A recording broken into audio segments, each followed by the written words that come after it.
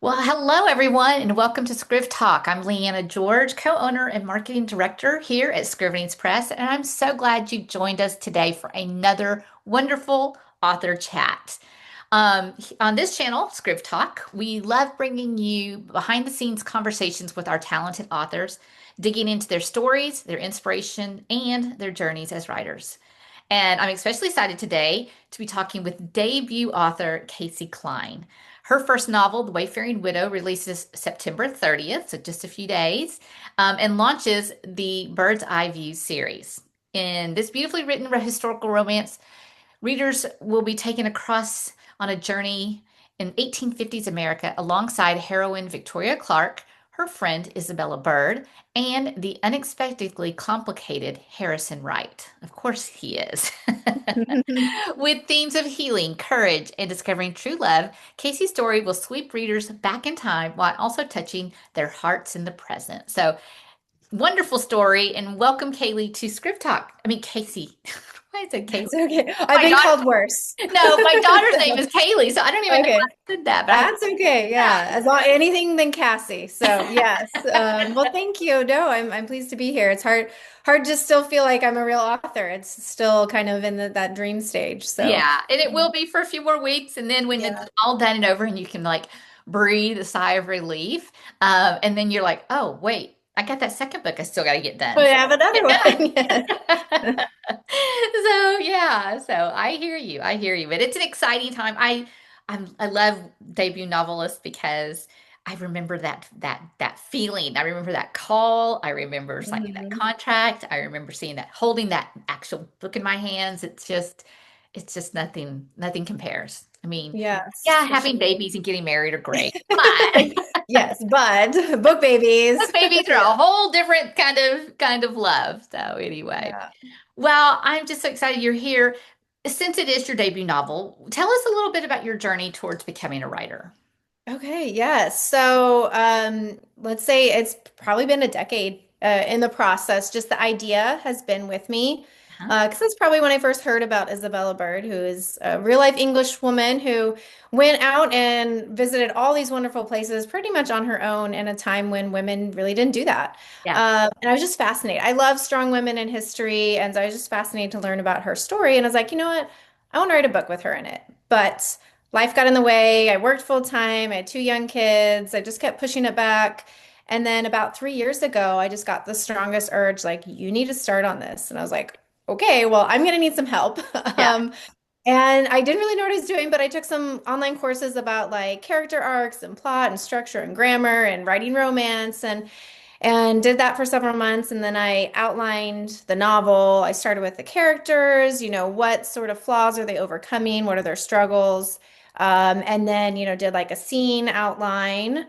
And then January of 2023, I guess it was, I started writing. And again, I had no clue what I was doing, but here, I was like, okay, here I Yeah. am, being an author. And yeah, so I finished the manuscript in that year, and then I had it edited, and then I started querying so January 2024. And Okay. that's probably the dark times. I'm not gonna lie. Lots of tears, lots of no's. Hmm. And that took me up and through December when I got that email from, I think I was cleaning the house. I looked out at my phone and I was like, wait, what? The acceptance from Linda. I was like, oh my gosh, best early Christmas present ever. Right. And so it's weird to think like a year ago what position I was in, is kind of in the downs of querying and all the no's in my face. And here a year later, I have the book copy in my hands. I can hold it, I can touch it. And so it's been up and down, but I've been pursuing that prompting and that urge to do it and to finally get my name out there on a book. That's awesome. And we're so excited that you're with us. Um, and it's great. You know what I love what you just said was I sat down and I just started being an author. And I'm like, I love that because, so many people don't act out of their behavior, right? They have that self and that self-doubt. And, they're like, oh, I'll never be an author, right? But you had this, I'm an author. I've learned, I'm ready, and now I'm doing it. And so I love Yeah. that. That was I great. mean, there has been Of self-doubt, course. no doubt about it. Times when I was crying to my husband and, Yep. but I try to embrace a growth mindset, even if it means having these sort of, setbacks and like, okay, well, that was the wrong path. I need to try this now. And yeah, so. I love that. And I love that you were so dedicated to the craft. And that will definitely, and I realized too, as and as I wrote, continued to write, I felt myself getting stronger as a writer. And Mm-hmm. that really Yeah. helps build your confidence too. So I Yeah. can't wait to see. I mean, this is a great story as it is. So I can't wait to see what you have for us. Well, thank you. Yeah, Yeah, I'm excited for other people to read it because by this point I am tired of reading this story. yeah. So let everyone else enjoy it now. That's right. Well, let's talk about the story a little bit for maybe people who haven't heard about it. What's the Wayfaring Widow about? Yeah, so we have Victoria Clarke, who is a youngish widow. She's in her late 20s, and she had her friend Isabella Bird, that's the real historical figure, has roped her into this journey from England to America. Isabella's very convincing and tends to gloss over some of the downsides that can happen on a trip like this. Mhm. And so Victoria's like, okay, well, I don't really have a family that loves me, and so I will do this trip. Isabella's promised that they wouldn't have, it would just be the two of them. Mhm. And so she crosses to Boston. Well, Isabella didn't tell Victoria that she had invited her friend Harrison Clarke, who's a lawyer in New York City, along on the journey to escort the women back from Boston to their sightseeing back to New York. Harrison is a declared bachelor for reasons that will be revealed in the book. And so he is not very pleased that Victoria is underfoot this whole time. And so we kind of have this clash of personalities where they're not really pleased, the other is there. So I call it more of an enemies to lovers. I mean, they really don't get off on the right foot. And so they endure all forced proximity. We have duels and sicknesses and storms and all these things. And along the way, they are willing to open up to each other and expose kind of their vulnerable pasts. And spoiler alert, I mean, it's a romance. They end up finding hope and healing, and they're happily ever after with each Oh, other. that's great. That's wonderful. Okay, well, good. I'm sure people are just going to be anxious to read it.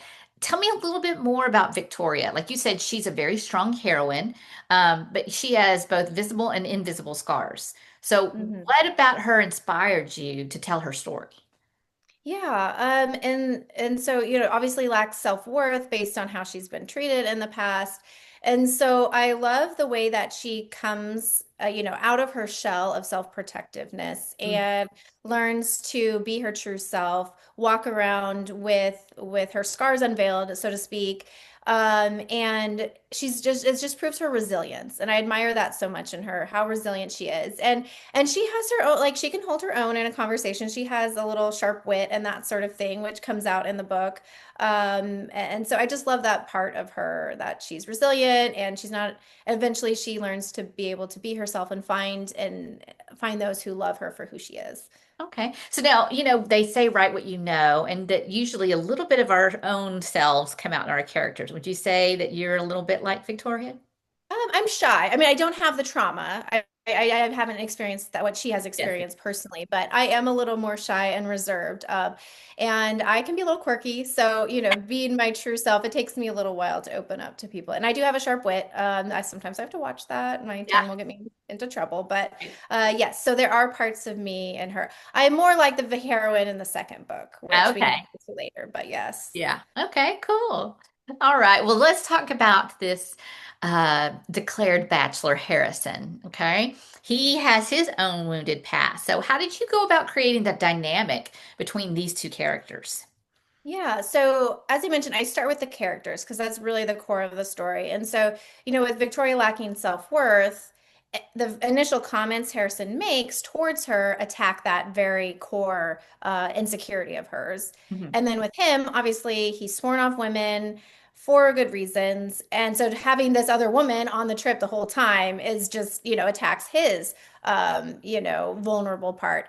And so that's kind of where that very strong they have the flared tempers, don't get along at first.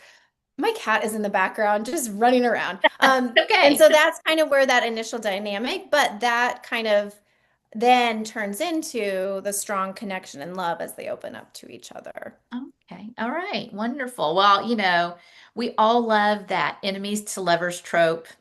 Even, I, I mean, there's just something about that is just so, Hmm. especially when a guy is just so distant and you're just, yeah, just love Yes. that in a Yes. story, in a But romance. he does, I mean, he's gruff, but he has a tender heart, and you will see that, and he'll expose that more throughout the story, and some of the things he does, and that sort of thing. So, kind of that reluctant hero that has more of a journey to go, Uh-huh. uh, in the story So towards now love. that brings up a good question. Are we going to see Victoria and Harrison in your future books? Because sometimes Yes. in a series, if it's not a continuation series, my novels were continuation, the same characters throughout.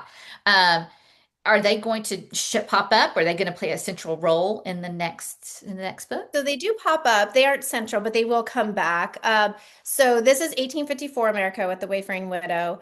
Isabella's next trip is to the Hawaiian Islands in 1873, 19 years later. And so little Georgina, who's Harrison's sister in The Wayfaring Widow at 3, almost 4, is the heroine in book 2. So she goes and meets Isabella in Hawaii. And so you'll see Harrison and Victoria in the beginning, and then they come back in for a very fun epilogue, with the interaction between Georgina's love interest and Harrison, which I think is great. The big protective brother. Sure. Right. Yes. So, yes, they do make an appearance, but they aren't, I wouldn't say central. Okay. Uh, yeah. And did you have to go to Hawaii to do research? I wish. No, I want to. I've been to Hawaii before, so I have seen some of these sites, but the only research trip I've made so far has been for my third book, which was to Estes Park in Colorado. A Okay. little closer to get to. Yeah. Sure.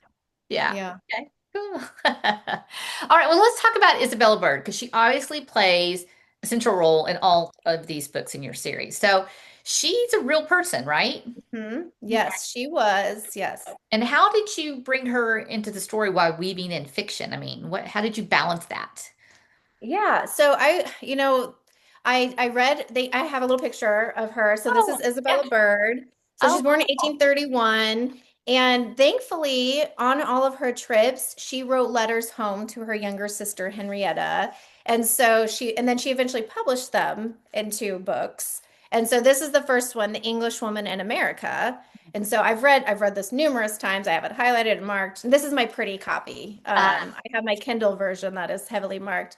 And so I essentially pulled most of what you see within The Wayfaring Widow, mhm. scenes, certain side characters, I pulled from her actual accounts. Okay. So it's fiction plus. And even a lot of some of the phrases she said, I've pulled word for word and have her say in my book as well. Okay. There are a few things I had to invent, like Harrison, Victoria, Georgina. Those are all made up characters, though they're very real in my mind at this point. Sure. And so just little things like that, like there's a little scene with grapes, and I learned that in this book. The duel that took place in here, P.T. Barnum's tent, Longfellow's mansion. All of that is mentioned through Isabella, and so thankfully I had a lot of her words to fall back on when I was crafting the story. She also went up to Canada, and she went other places like Uh-huh. Cincinnati. And so I made sure to kind of handpick the cities that I felt would A, create a decent itinerary so we're not on a train the whole time or in a carriage. And then B, would be of interest and exciting for scenes that would, help propel the story forward. Okay. And that's my next question for you about scenes. But before we go there, I want to ask you, how did you come across that particular book about Isabella Bird? I mean, do you read biographies or did you just, I think just like, a decade ago when I heard about Isabella Bird, then I was like Googling Isabella Bird, and I was like, oh, here's her books. And they're all free on Kindle. So I downloaded them and I can access them on my computer, on my phone and that sort of thing. So yeah, thankfully I have her words. Now she doesn't have all the information, so I had to go and research other things. yeah.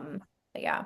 Oh, okay. That's interesting. So you talked about crafting scenes, right? Taking the Mhm. material and helping you craft your scene. So we have so much adventure going on, right? You've got duels, like you mentioned, storms, fires, Niagara Falls. Do you have a favorite scene to write or one that, kind of stood out to you while you were writing? Yeah, so I think everything that happens on it's called the Mayflower steamship, where Mhm. they're crossing Lake Erie, from Chicago to Buffalo, New York. Um, I think everything that happens in that boat on that steamship is probably my favorite. There's a lot. There's a fun side character that comes in, Captain Delaney, and there's, a third late female that comes in that's kind of like a, antagonistic force, against the romance. And then the kiss, their first kiss, official kiss, because there's Yeah. obviously, the other almost kisses. But yes, so their first kisses. And so everything on the Mayflower, I think, was my favorite to write. It's also the hardest. I mean, kissing scenes to get right. You don't want it to be too corny or cheesy or too Yeah. over the top. But yeah, Yeah. so. Oh, okay. That's And fun. believe it or not, like the actual storm, there's storms that take place on Lake Erie of all places. And Isabella said that was actually the roughest water she encountered, Really? was crossing Lake Erie. So yeah, Wow, that's interesting. I wouldn't have yeah, guessed. yeah. Okay. Well, what other kind of research did you have to do? Because I mean, this is one reason why I don't write historical. I write contemporary is because the research. I mean, I do my due diligence, trust me, I do. Mhm. Yes. But I'm writing in like 2020 and above or Okay. 2018 and Yeah. above, Yeah. right? So I don't have to go do hard research, but 1850s America, Yes. yeah, that's a whole different story. So Yes. what kind of, first of all, I applaud you because that is just awesome because people who read historical books, they are on you if Oh you yeah, they know their stuff. they Yeah. know their stuff. So you really have to do your research. Otherwise, you're going to get called out. So what kind of research did you have to Yeah. do for this book? Well, first of all, the big caveat, I can't guarantee I got everything 100% correct. Okay. So if y'all spot something, let me know because I want to learn too. I just did my best. Sometimes history doesn't fill in all the gaps and we Right. have to guess. But and the author's note kind of goes into a little bit more of that. But yeah, thankfully, number one was Isabella's own words. Um, and then I like to read, I like to learn about history. So a lot of times I have to like cut myself off and be like, okay, don't go down that rabbit hole, Casey. You don't need to know all about these intricacies. A lot of it was timing. Mm, Like how long, if the train departs Cincinnati at 10 p.m. at night, how long would it take to get to Chicago? Those sorts of logistical mm, timing things was yeah, probably what I had to research the most, just because sometimes Isabella wouldn't have exact dates in her books. And I wanted to make sure that I got kind of the general time frame right. correctly. And I can't guarantee it's 100%.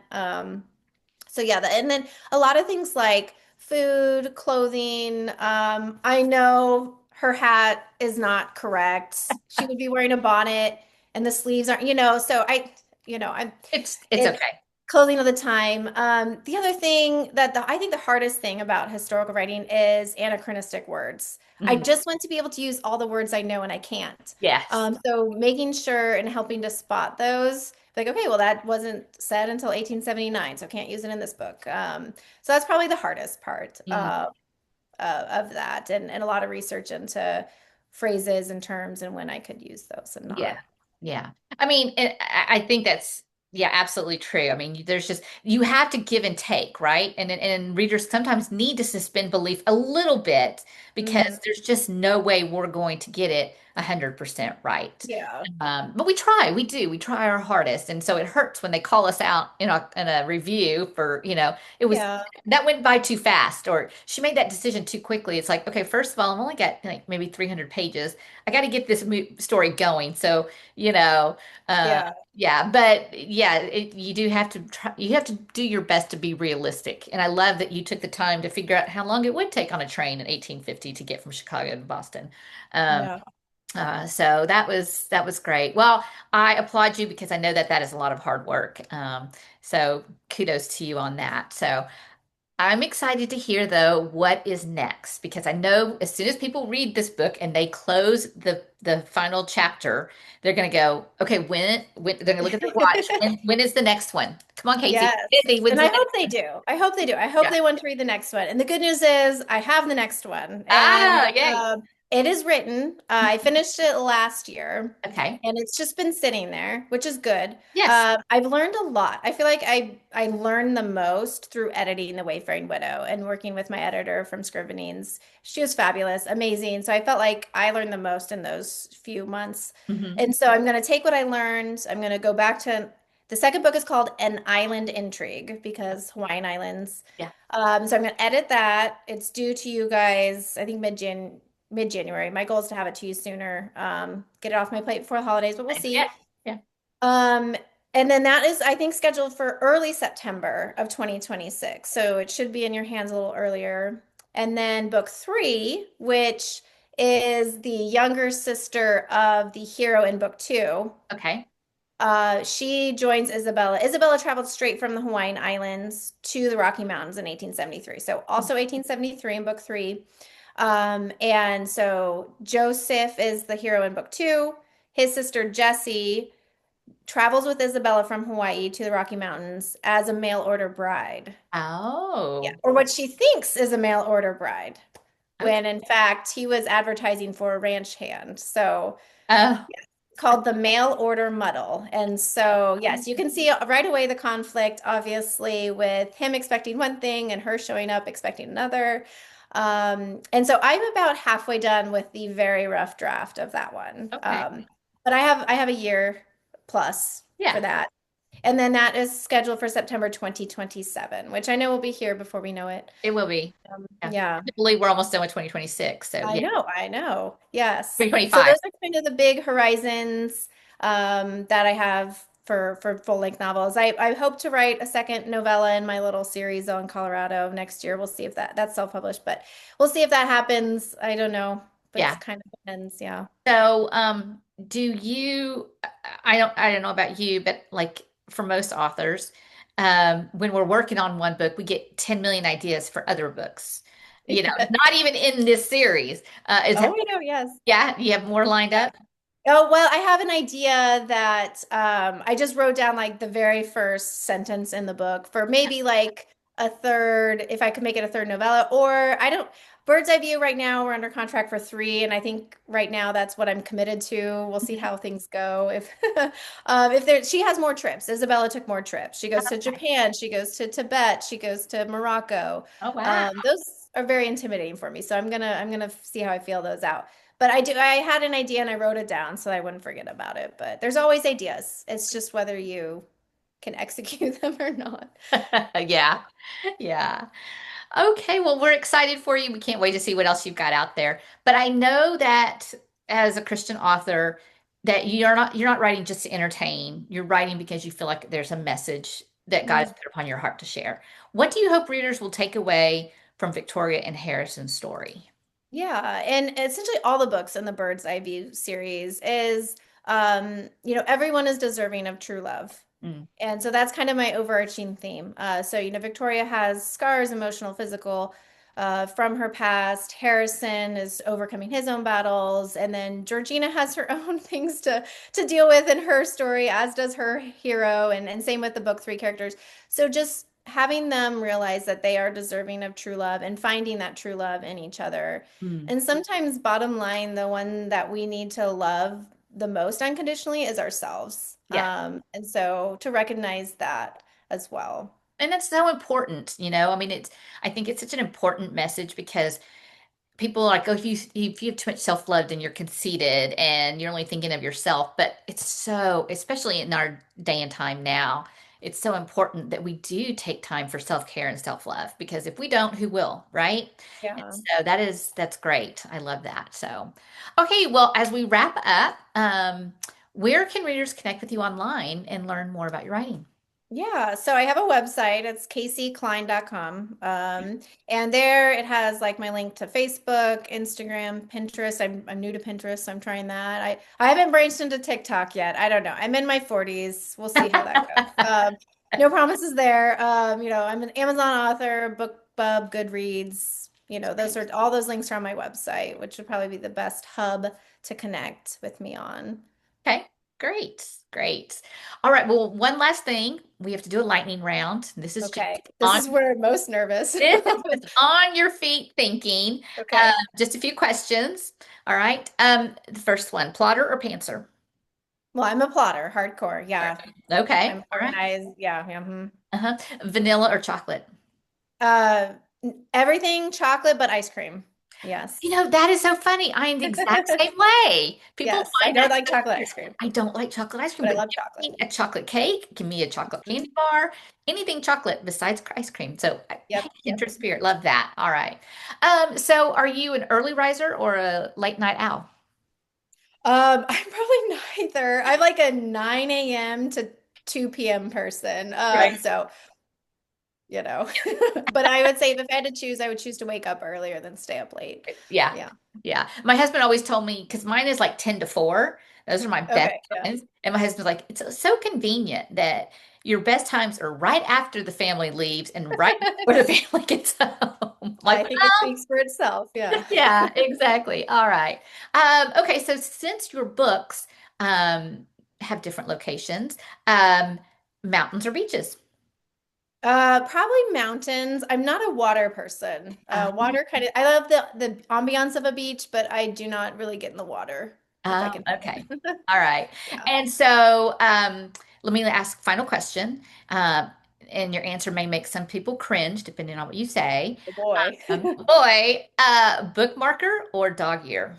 Okay, I do bookmarks Okay. usually, yeah. Or I try to remember where I'm at. But my daughter designs cute little bookmarks for me, and she leaves me Oh, little bookmarks all the time. And now I have Wayfaring Widow bookmarks that I give out to people. yeah. So, I should have no excuse to dog Dog ear ear.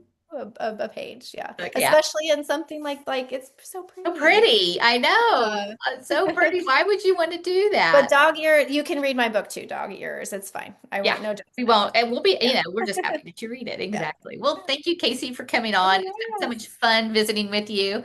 I hope Thank you. everyone will take some time to check out Casey's website. We will put a link into the description so you can find it easily and find her easily. And then next Tuesday, be on the lookout when Wayfaring Widow releases. Available in both paperback, ebook, and on Kindle Unlimited. So if you have a Kindle Unlimited membership, you can read it there for free, even though we know you're paying for Yes, we all it. love free. Yeah. Yes, we all And love. I am producing it in audio, but it's just I'm at ACX's mercy. So whenever it's available, it's Well, available. that's So exciting. Yeah, yeah. that's really exciting. So be sure to check it out. I'm sure you're going to love it just like we do. And we wish you all the best, and we can't wait to see what's next for you, Casey. So Well, thank stay you. tuned, folks, and then we'll be around next time with another great author here on Script Talk.